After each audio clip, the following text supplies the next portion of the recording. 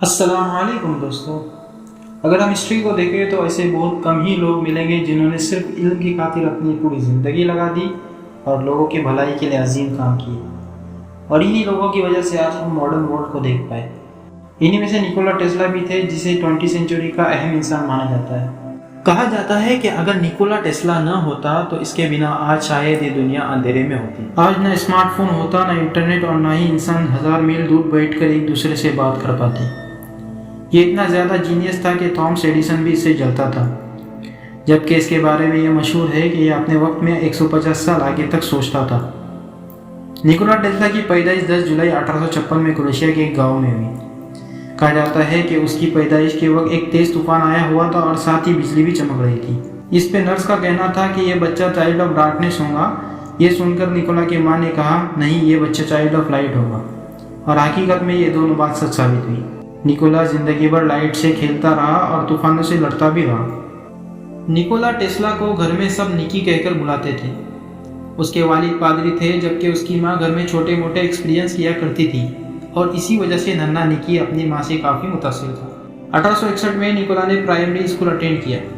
School खत्म करके 1870 में निकोला कार्डिफ चला गया और हाई स्कूल अटेंड किया। जब वो 17 साल का था तब वो किसी जानलेवा बीमारी में मुब्तला हो गया। 8 माह तक वो बिस्तर में पड़ा रहा। एक रोज़ निकोला ने अपने वालिद से कहा कि अगर वो उसे यूनिवर्सिटी में तालीम हासिल करने दे तो वो अच्छा हो सकता है, जिस पे उसके वालिद ने हाँ में हाँ मिलाई और हैरत अंगेज तौर पे वो 2 माह में ठीक भी हो गया। और फिर उसके वालिद ने ऑस्ट्रिया के बेस्ट इंस्टीट्यूट में एडमिशन दिलाया, जहाँ ये रोज़ सुबह 3 बजे से रात 11 बजे तक स्टडी करता, और जल्द ही ये यूनिवर्सिटी में हाई रैंक स्टूडेंट बन गया। टेस्ला को सेकेंड ईयर के एंड में गैम्बलिंग यानी जुए की आदत पड़ गई, जिसकी वजह से उसकी स्कॉलरशिप भी कैंसिल कर दी गई। थर्ड ईयर में उसने अपना सारा खर्च भी जुए में उड़ा दिया। इसके अलावा पुअर फाइनेंशियल मैनेजमेंट भी उसकी एक कमजोरी थी, जो कि ज़िंदगी भर रही। इस जुए की आदत का नतीजा ये निकला कि वो एग्ज़ाम में फेल हो गया और उसे यूनिवर्सिटी से ड्रॉप कर दिया गया। 1878 में टेस्ला ने इस हकीकत को छुपाने के लिए शहर छोड़ दिया और साथ ही अपने रिश्तेदारों से भी ताल्लुकात ख़त्म कर दिए, जिस पे उसके दोस्तों ने सोचा कि वो कहीं करीब के दरिया में डूब के मर गया होगा। दोस्तों, कहा जाता है कि टेस्ला का दिमाग किसी कैमरे जैसा था। वो जिस भी किताब को पढ़ लेता था उसे उसका एक एक अल्फाज याद रहता था। और जब ये स्कूल में टीचर के सामने मैथ्स के हार्ड से हार्ड सवालों को कुछ ही लम्हों में सॉल्व करता तो उसके टीचर को लगता कि शायद ये चीटिंग कर रहा है, जिसकी वजह से उसे कई बार डांट भी पड़ती। 1881 में निकोला ने बुदापेस्ट शहर के एक टेलीफोन एक्सचेंज पर काम करना चालू कर दिया। इसके बाद 1882 में उसे एक जॉब मिली, जो कि थी मशहूर इन्वेंटर थॉमस एडिसन की कॉन्टिनेंटल एडिसन कंपनी पेरिस में। अब यहाँ से वो कहानी शुरू होती है जो मॉडर्न दौर की एक लीजेंड है, जिसे आप और हम वॉर ऑफ द करंट के नाम से जानते हैं। यहाँ पे काम करते हुए टेस्ला ने अपने तौर पर इंडक्शन मोटर, जैसा कि पानी खींचने वाली मोटर आजकल हर घर में लगी होती है, इसकी एक सादा सी डिज़ाइन बना ली थी। लेकिन उसे इस आइडिया पे स्पॉन्सर करने वाला कोई नहीं मिल रहा था। इसी दौरान एक दिन उसे उसके मैनेजर ने न्यूयॉर्क में एडिसन की कंपनी एडिसन मशीन वर्क में काम करने की पेशकश की। 1884 में टेस्ला न्यूयॉर्क पहुंचा और वहां पे एडिसन ने उसे $100 पर मंथ के हिसाब से इलेक्ट्रिकल इंजीनियर की जॉब दे दी।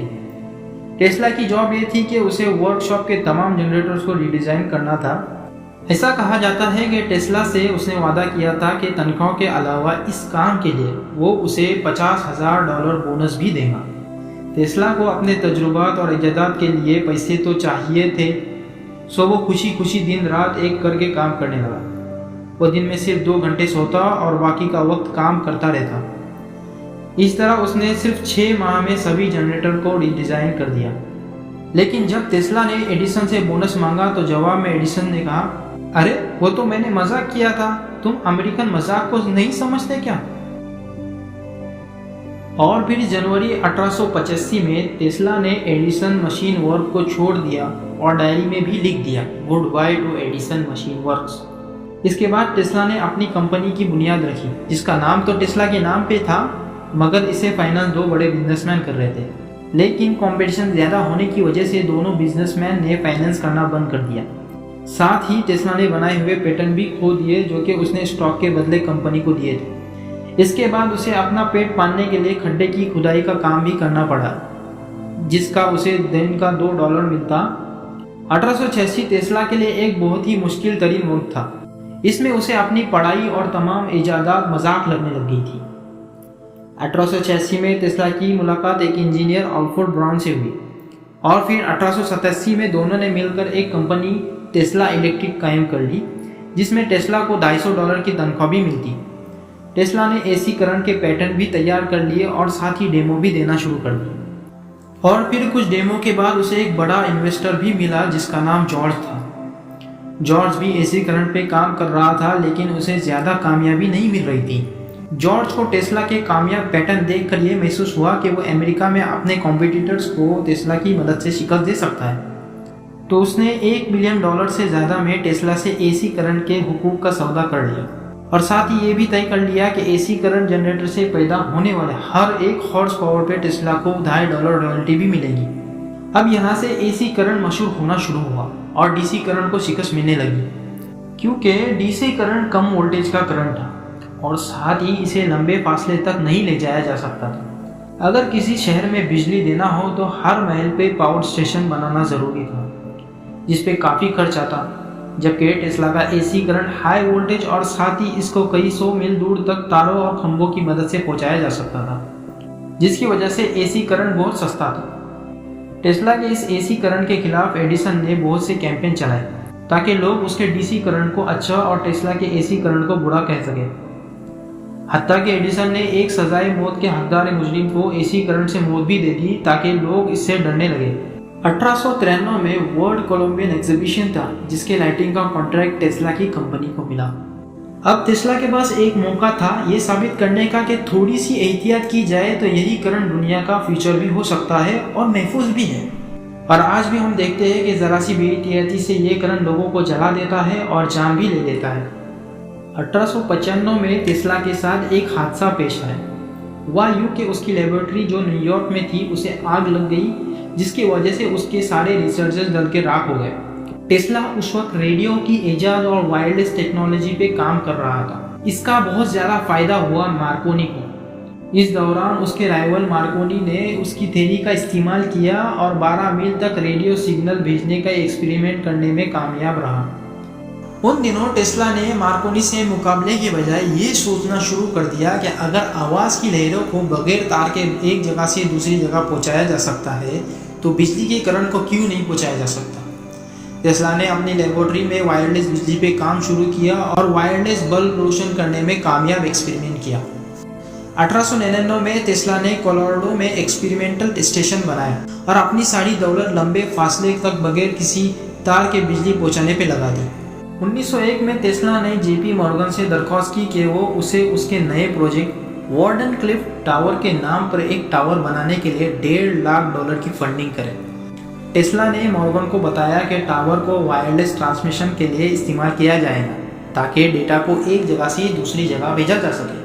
लेकिन टेस्ला इस टावर को लंबे फासले तक बिना तार के बिजली भेजने के लिए इस्तेमाल कर रहा था। टेस्ला ने 2 मील तक वायरलेस बिजली को ट्रांसफर कर दिया था और वो ऐसा 1000 माइल तक कर सकता था। लेकिन दोस्तों, इस प्रोजेक्ट की फंडिंग मॉर्गन ने बंद कर दी क्योंकि उसे इसके साथ ये भी पता चल गया था कि टेस्ला इससे अनलिमिटेड बिजली बना सकता है और वो भी फ्री में, जिससे इनकी और एनर्जी पैदा करने वाली कंपनीज और इनसे होने वाले प्रॉफिट खतरे में पड़ सकते हैं। इससे पहले कि ये बन के तैयार होता, लिहाजा 1905 में टेस्ला को इस प्रोजेक्ट को बंद करना पड़ा क्योंकि टेस्ला के पास आगे एक्सपेरिमेंट करने के लिए फंड नहीं था। अपने प्रॉफिट को सिक्योर करने के लिए 1917 में जेपी मॉर्गन ने फ्री इलेक्ट्रिसिटी के इस ख्वाब को हमेशा के लिए तोड़ दिया, वरना हमारे पास इस दुनिया की सोच से कहीं ज़्यादा बिजली होती। टेस्ला ने अपनी सारी ज़िंदगी शादी नहीं की क्योंकि वो सिर्फ अपने काम पे फोकस करना चाहता था। रिकॉर्ड के मुताबिक टेस्ला ने अपनी ज़िंदगी में 278 इजादात की। लेकिन हैरानी की बात यह है कि टेस्ला को ज़िंदगी में कभी नोबेल प्राइज़ तक नहीं दिया गया, जबकि पानी से बिजली पैदा करने वाली टरबाइन को भी खुद टेस्ला ने ही बनाया था। याद रखें कि इस टरबाइन के सिस्टम के जरिए ही हम आज पानी से बिजली को पैदा करते हैं। आपको शायद ये सुनकर हैरानी होगी कि टेस्ला की गई प्रेडिक्शन अभी तक सच साबित हुई। टेस्ला के प्रेडिक्शन के मुताबिक आने वाले वक्त में सड़कों पे गाड़ियां खुद चलेंगी, जो कि आज के एक अमेरिकन कंपनी की बनाई हुई बिजली से चलने वाली गाड़ी मार्केट में आ चुकी है, जिनमें ऑटो पायलट का फीचर मौजूद है। 1933 में टेस्ला ने यह भी प्रिडिक्शन की थी कि जब फोटोग्राफी एडवांस हो जाएंगी तो हम इंसान के जिस्म के अंदर भी देख सकेंगे, जो कि हम MRI और CT स्कैन की मशीन की सूरत में देख सकते हैं। टेस्ला के मुताबिक आने वाले वक्त में इंसान के बनाए हुए ये रोड सुनसान पड़ जाएंगे, क्योंकि मार्केट में फ्लाइंग कार्स आम हो चुकी होंगी। टेस्ला ने यह सब तब कहा था जब लोग पैदल घोड़ों पे और साइकिलों पे सफ़र करते थे, और गाड़ी अगरचा दरियाफ्त हो चुकी थी, मगर ये बहुत महंगी और स्लो थी। टेस्ला ने अपनी ज़िंदगी के आखिरी 10 साल होटल न्यूयॉर्कर के 2 कमरों में गुजारे, जहाँ एक कमरे में वो रहता और दूसरे में उसके रिसर्च पेपर पढ़े रहते थे। 7 जनवरी 1943 में 86 साल टेस्ला इस दुनिया से चल बसा। उसकी बॉडी होटल के कमरे में पाई गई। टेस्ला की मौत के 2 दिन बाद FBI ने तमाम रिसर्च पेपर अपने कब्जे में ले लिए थे और दिखावे के लिए MIT के प्रोफेसर को 3 दिन का मुआयना कराया गया और लोगों को बताया गया कि इसमें ऐसी कोई खास बात नहीं है, लेकिन हकीकत क्या है कोई नहीं जानता। तो उम्मीद है दोस्तों आपको टेस्ला और उसकी ईजादात के बारे में काफ़ी कुछ जानने को मिला होगा। अगर वीडियो अच्छा लगा तो प्लीज़ लाइक कीजिए, शेयर कीजिए और मेरे चैनल को सब्सक्राइब कीजिए। साथ ही बेल आइकन को भी दबाएं ताकि आने वाली कोई भी वीडियो मिस ना हो। तो चलिए मिलते हैं नेक्स्ट वीडियो।